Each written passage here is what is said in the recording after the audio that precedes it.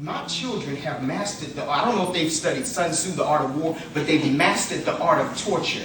They will walk back and forth 29 times while I'm trying to watch something and say, can I go outside now? And you say, no, can I go outside? And eventually, it's not that they deserve to go outside, it's just that we want some peace.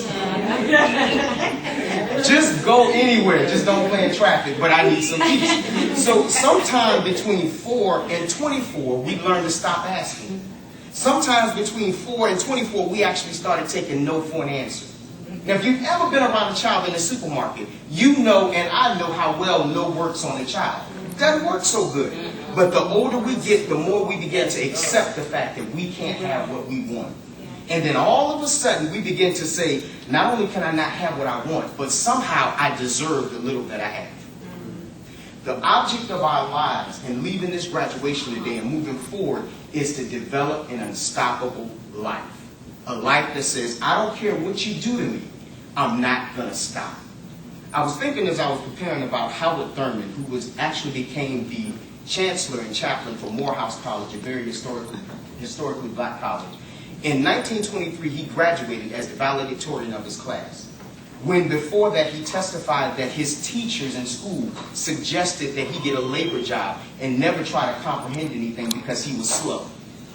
Mr. Thurman, when he began to evolve his career as an educator and as a speaker, they asked him one day, they said, what is it that you did? What is it that happened that changed your life so dramatically? And he said these words. He said, I learned that there was a crown above my head that I had to grow tall enough to wear. He learned that there was a crown above my head that I have to grow tall enough to wear. I want you to wipe the idea out of your mind of trying to get a blessing. I want you to wipe that out of your mind. You don't have to try what you already are. There is something, there is a seed of greatness that's on the inside of us that you cannot get rid of. I've had a lifestyle where when I left Virginia Beach in 1992, I was so much hooked on drugs that when I moved in with my sister in Philadelphia, they had to hide the NyQuil. They had to hide the drugs that were in the house, the legal medical drug, because they knew that I was coming to town. And I had a mindset that my life was going to be the sum total of what I was experiencing at that moment. But the reality of it is, once I realized who I was, and I didn't have to try to get anything on the outside, but that everything I needed was on the inside of me, I began to grow into what I was destined for. So much so that last year I wrote a book called Groomed for Greatness, because I believe the people that I meet, the people that I empower, the people that help me are already great. We just didn't realize it. There's a big difference between help and empowerment. When you help someone, you tell them you didn't have the ability to do this yourself. When you empower someone, you tell them everything you need is already inside of you. I'm just going to help you find the switch and flip it on.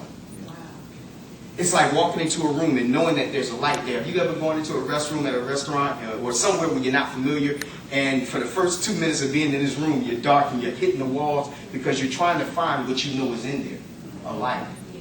This is what's been happening before we came to KRA, before we met each other, before you went through the program. You were hitting around trying to find the light. And these people didn't help you as much as they empowered you, because the light was already there. They just helped you find the switch. I want to close with the strategy, because they say that the only thing on earth that's unstoppable is an idea that's come to its time.